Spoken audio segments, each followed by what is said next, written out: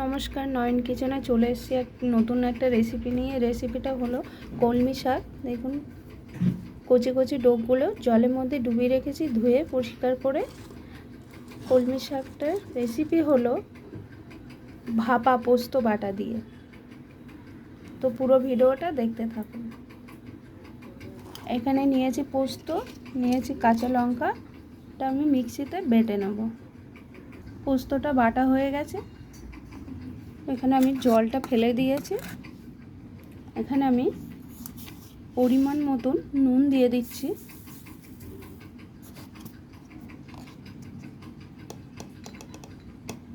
দিয়ে দিচ্ছি হলুদ গুঁড়ো খুব অল্প পরিমাণে। এখানে আমি দিয়ে দিচ্ছি সরু সরু করে কুচানো আলু, আপনারা চাইলে নাও দিতে পারেন। এখানে আমি একটা আলু দিয়েছি। এখানে দিয়ে দিচ্ছি পরিমাণ মতন কাঁচা সর্ষের তেল।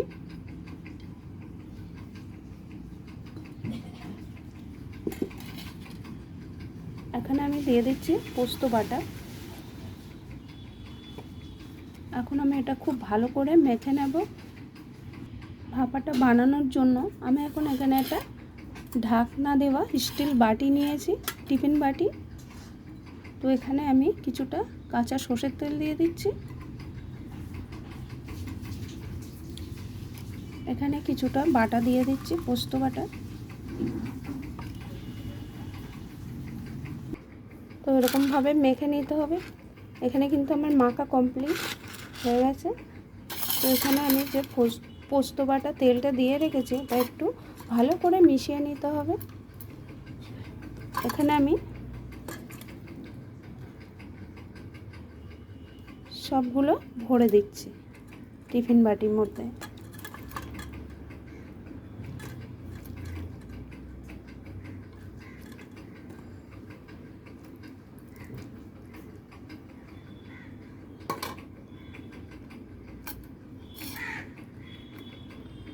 এখন আমি এটা ঢাকনা দিয়ে ভালো করে চেপে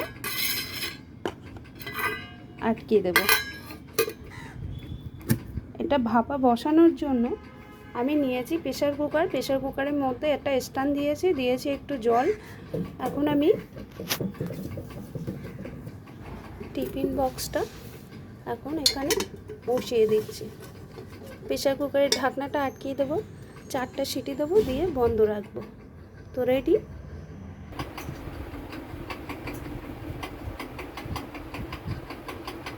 চারটা সিটি দিয়ে বন্ধ করে রেখেছিলাম। দেখুন হাওয়াটা চলে গেছে। তো এখন আমি ঢাকাটা খুলে দিচ্ছি।